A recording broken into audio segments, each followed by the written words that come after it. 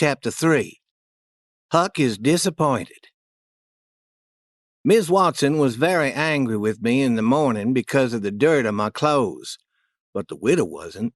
She was very sad and unhappy, though, as she cleaned my clothes.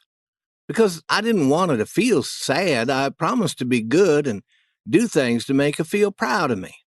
Then Miss Watson told me to pray every day and that whatever I asked for, I would get. But my prayers weren't answered.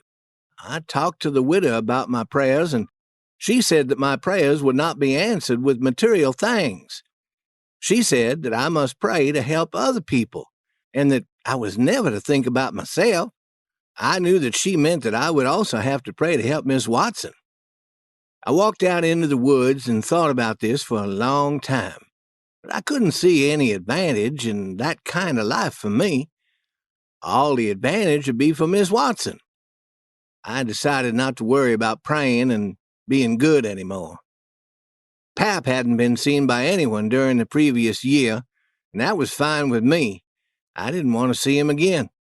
When he wasn't drunk and could catch me, he would beat me, though I tried to hide from him whenever he came to our town of St. Petersburg. Some people told me that he was found drowned in the Mississippi River about 12 miles from town. They assumed it was Pap because the drowned man was his size and was wearing torn clothes and had unusually long hair. Not much was left of his face because the body had been in the water a long time. They said that the body was floating on its back in the water.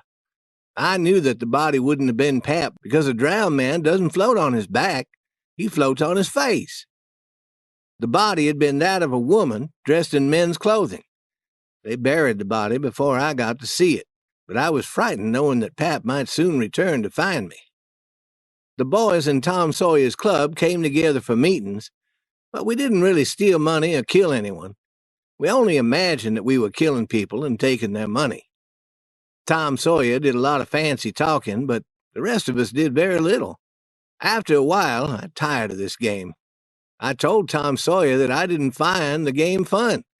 He said that it was because I had no imagination.